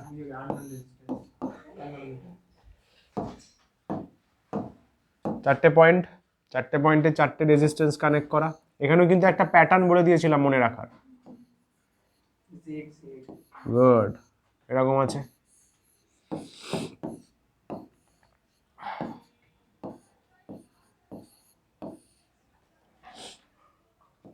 এটা দিয়ে হচ্ছে গ্যালভানোমিটার কারেন্ট IG। প্যাটার্নটা কি ছিল, জেড এইভাবে বা এইভাবে জেড, এন যাকে বলতে পারো, জেডটাকে ঘুরিয়ে দেওয়া, মানে PQRS অথবা PQRS, একই ব্যাপার। আমি ওপরটা নিচ্ছি, suppose PQRS, happy new year. পাশে ওই কাকিমা বললো না, শুনতে পেলাম। আরে আমার কানও খুব সার, ভাবছিস কি দেয়ালের কান আছে আমারও সার। হ্যাঁ, হিউমিডিটি থাকে না, ওই জন্য দুটো ট্রেনের শব্দ শোনা যায়। আই কারেন্ট এসে দুটো পার্টে ডিভাইড হবে, I1 এদিকে I2, তাই তো? I1 এদিকে I1 যাবে, I2 আসছে এদিকে I2।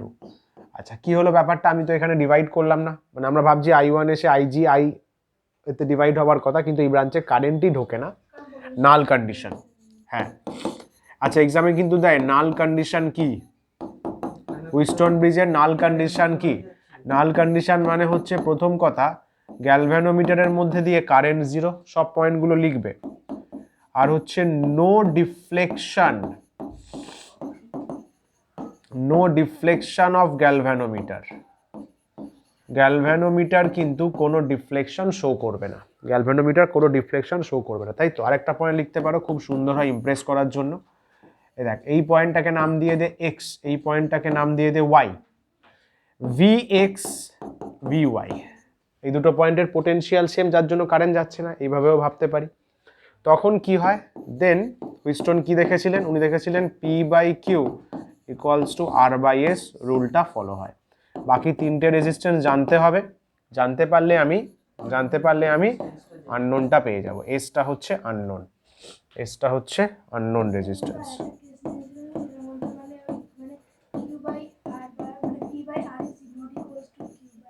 হ্যাঁ, ওটাই তো, যদি এই কন্ডিশনগুলো না স্যাটিসফাই হয় তাহলে P/Q not equals to R/S। কোনটা P/Q? তখন ওই যে যদি সাপোজ এরকম হয়, একটা সিনারিও বলছি দেখ,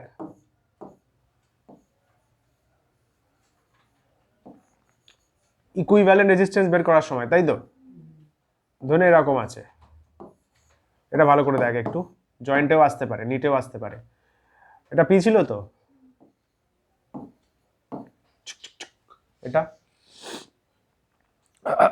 ধরে নে এখানে এটা 2 আছে, এটা 4 আছে, এটা 3 আছে, এটা 5 আছে। ইকুইভ্যালেন্ট রেজিস্ট্যান্স বের করতে বলেছে between this two points, A আর বি এর মধ্যে ইকুইভ্যালেন্ট রেজিস্ট্যান্স বের করতে বলেছে। এটা বোর্ডে দেওয়ার চান্স কম, তাও জেনে রাখ। আর এ বি চেয়েছে, এখানে ভালো দেখে মনে হবে হুইস্টন ব্রিজ, ঠিক আছে? তা আমি যদি P/Q করি, P/Q করলে কত পাবো, 2/4 মানে 1/2। আবার যদি R/S করিস 3/5 পাবি, তাহলে কি দেখতে পাবি, P/Q not equals to R/S। তাহলে this is not a balanced, yes, এটা কিন্তু ব্যালেন্সড হুইস্টন ব্রিজ নয়। দেন বলবো না, সো উই কান্ট এলিমিনেট, মাঝে ধরে নে আছে 10 ওহম, তুই কিন্তু 10 ওহমটাকে বাদ দিতে পারবি না, বোঝা গেল? তখন তোমার কাছে symmetry Kirchhoff's law, yes, then you have 3 options, তিনটে অপশনস তোমার কাজে লাগানো যেতে পারে। এক হচ্ছে মিরর সিমেট্রি, দেখবে ওতে পড়ছে কিনা, বললে এখানে যেমন কোনোটাতেই পড়ছে না, এখানে কারশফস ল দিয়ে ইকুইভ্যালেন্ট রেজিস্ট্যান্স বের করা, মনে আছে তো? কারশফ ল দিয়ে ভাই মেইনসের জন্য খুব ভালো জিনিস, তিনটের মধ্যে দেখতে, এখানে যেমন পড়ছে না, দেখ মিরর তো হচ্ছেই না, হোল্ডিংয়ে তো আসছে না ভাই, 3 5 4 5 করে আসবে, এখানে কারশফ, তাহলে এখানে একটা লুপ নিতে হবে, এখানে লুপ নিতে হবে, তারপর বড় লুপ নিতে হবে, নিয়ে V ইকুয়ালস টু IRE বের করতে হবে। একটা সাম করেছিলাম মনে করবি, 14/5 অ্যান্সার এসেছিল, কারশফ ল দিয়ে রেজিস্ট্যান্স বের করা। বোঝা গেল? ক্লিয়ার হলো? আর কি রিভিশন করবি? বাকি তো ইনস্ট্রুমেন্ট আছে, ইনস্ট্রুমেন্টগুলো নিজেরা পড়ে নিস, meter bridge, potentiometer, galvanometer. Galvanometer থেকে কিন্তু একটা সাম আসবেই অ্যামমিটার ভোল্টমিটারের, একদম তাই, হ্যাঁ হ্যাঁ হ্যাঁ, এক্স্যাক্টলি তাই। সান কিন্তু অ্যামমিটারে, বলবে না কিন্তু শুধু রেজিস্ট্যান্স। ওই তো একটাই সিরিজ ছোট শার্ট কারেক্ট কারেক্ট কারেক্ট।